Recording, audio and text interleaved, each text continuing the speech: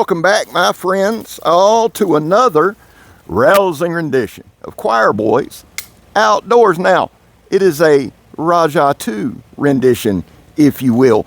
The greatest pocket knife Cold Steel makes. Now, here's the deal, in my opinion, and while my opinion is humble, it is quite correct. I'm going to take this video and tell you why I feel that way. Now, listen, it's my perfect knife. Put in the comments what your perfect knife is, and spare me the whole, oh, it's cheap crap shit. That when I get that, you know what I think? I think two things. One, that's probably a window licker, mouth breather. Two, they've never used Cold Steel. Now, you do not have to like Cold Steel. That is not a prerequisite, okay? But you do have to have used one for some period of time before you talk shit about it. I feel like. That's just me. And it's my channel. So here's the deal. What I'm going to do is we're going to talk about the Rajah 2. I'm going to do some close-ups and things like that, right? This isn't going to be our normal video at all. I'm going to use small clips as I talk, filter them through so you can see some up-close stuff. This is a Rajah 2 I've had eons. This is a newer one. Now, I've got to get a new one.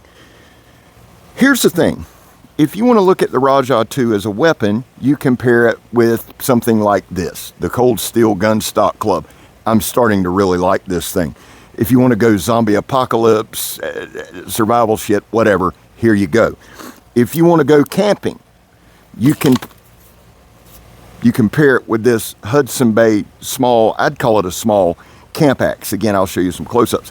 This thing's impressive. I swing it 200 to 300 times every day on a piece of old oak over at Kurt's. Well, not every day, 5 to 7 days a week. I have done that for over a year. This thing's held up nice. You want to go camping, you don't want to carry a lot of gear, bam, bam, or even a hawk or something like that.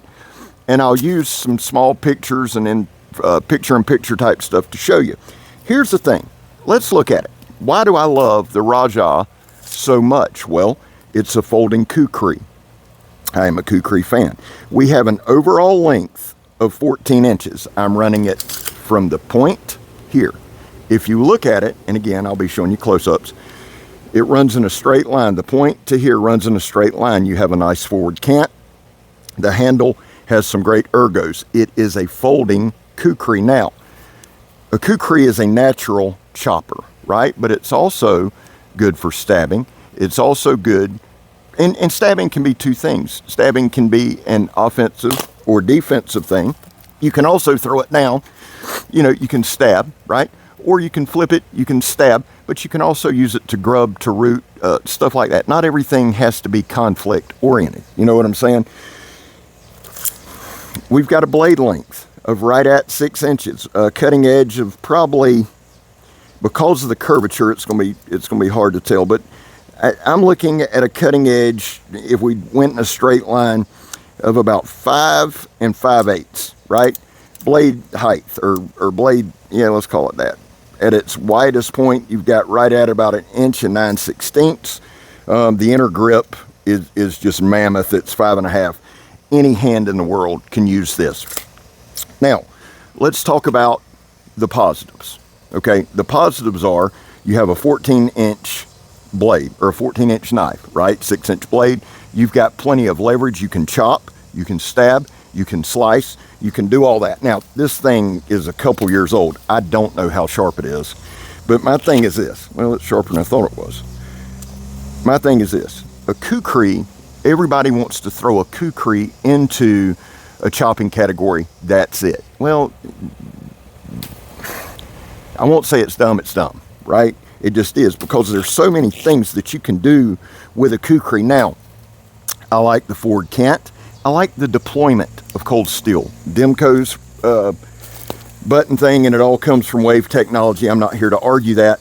But my thing is this, right? And again, not everything has to be combat or defensive or fighting, even though with Lynn Thompson, it is. The original owner of Cold Steel. I've had dinner with Lynn and Matthew Culbertson, his brother Austin Rolando. We had a great time at Blade Show. In fact, go check out Rolando Estacada. Check out Matthew Culbertson, and check out Austin. Now, I will put Austin's name along with the others in the description. It's Hitasu. I always butcher it, and I don't want to do that. Here's the thing with deployment. It's not just combat. It's not just fighting. I know a lot of times at work, I'll be holding something, especially like if we're loading up sand for sandblasting, And I don't film that because OSHA and everybody else would have a stroke, and I'm not here to get, be unemployed. But the thing is this, I'll have one hand on the sandbag untying or something. If I need a knife that I need to deploy, I have the wave technology. I can cut, and believe me, there's a 4,000 pound bag of sand here. I want it done quickly. I can slice it. I can do whatever. I can slice the string and hold it. More than that, with this knife, I can use my body, fold it up, may not be the safest, one hand closed, back in the pocket. I have both hands, right? So it's sharp. Another thing, if I wanted to pair it, now I'm going to show you my perfect pairing. If I wanted to go, and shout out to Peter Kohler.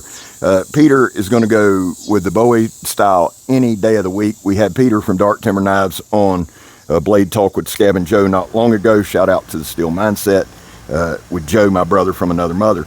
So if you wanted to combine the two, you can have a Bowie style with a Kukri style, right? If you wanted to do that. For me, if I'm carrying this, and I went on a walk this morning, that's where trimming up this spear or walking stick came from. If I'm going to walk in the woods, I like carrying the Rajah 2. Now, if I'm going to pair it, my perfect pairing for me, not for anybody else, but for me, and I'll give you a close-up of this, is this FM-1 from Cold Steel and this knife. I have a larger chopper now. Let's go ahead and talk about the Triad lock. The Triad lock is the strongest lock on the market, in my opinion, and until it's proven otherwise, it's the Triad lock. People look at it now like it's the Triad lock, it's a gimmick. Shit just wears me out sometimes. It is the strongest lock on the market. It is not as strong as a fixed blade. It is not the same thing as a fixed blade. Anytime you have a folder, at some point it could fail. Sure. Is it going to? Not likely. Unless you just beat it to death with a baseball bat. I'm going to be real honest with you. If I'm in a situation where I need my cutting tools, I'm not abusing them. I'm just not. I'm going to use them properly. I can go hard use, heavy use with this because, again, experience over the past years has taught me this Triad lock isn't going to fail. But we have to mention it's not the same as a fixed blade. But this is my perfect pairing. Why? I have a chopper, I have a slicer, I have my big knife here, I have reach here. Here I have a small, sharp, thin knife that I can skin, cape, whatever I need to do with food prep, anything around camp, anything around a survival type shelter that needs a sharp knife, and I can sustain this edge longer while using my Rajah for heavier processes, if you will. Now, real quick, again, the Rajah 2 capabilities. It's a good stabber. Look below. It stabs well. And a lot of times, guys, I'll back up and I'll say this. A lot of times, we always want to go to a combat knife or a fighting knife or this, that, or the other knife. And a lot of times, stabbing could be in the ground, grubbing, rooting, doing whatever. If you got to cut through some roots to do some kind of trench, or you got to cut through some roots to set up a tripod, or whatever you have to do, right? So it's not just offensive or defensive capabilities. It is a great knife for bushcraft. You can use the upper part for chopping. You can use this part, the part closer to the handle, for your fine work. Now, y'all heard me talk about spears and punji sticks, but here's something else that you can do. You can come up here and you can cut you a little notch. You don't need a big one, but you can cut you a little notch. And if you have like a pocket fishing setup, which I do, that I made at Walter Matthews' survival thing I did earlier this year, in January this year, down in the Everglades, we made little pocket fishing, I can't think of the word, kits, I guess. So I can put me a little notch here. I can tie me some fishing line around it. That'll hold my string on, and I've got me a fishing pole. The thing with a knife, any knife, doesn't matter what knife, it can be the FM1, it can be the Bowie, it can be whatever knife, you can always use that knife to chop a stick or cut a stick down, put a Sharpie point on it, round the bottom off, and now you have something with some reach, right? You have a longer distance thing if you don't want to get close to something, if you need to do fishing, if you need to keep something back, if you need to reach into the fire. This is a tool that has a bunch of different functions other than hurting or killing someone, right? We always look at the Rajah 2, and we always look at cold steel, and we always roll our eyes. The other thing is this. These are serious knives. They're fun knives. Yes, their size makes them crazy. They do. But one of the things that cold steel does well, still to this day, is they take this knife and they make it easy to ride in the pocket. It does not take up a lot of room. When I'm going hiking in the woods, or I'm going on a kayaking trip, or I'm doing whatever, I'm not wearing skin-tight pants. Anyway, I'm wearing something loose for me that I have plenty of pocket space. I've always been a pocket guy. This rides perfectly. Now, we're going to wrap this up.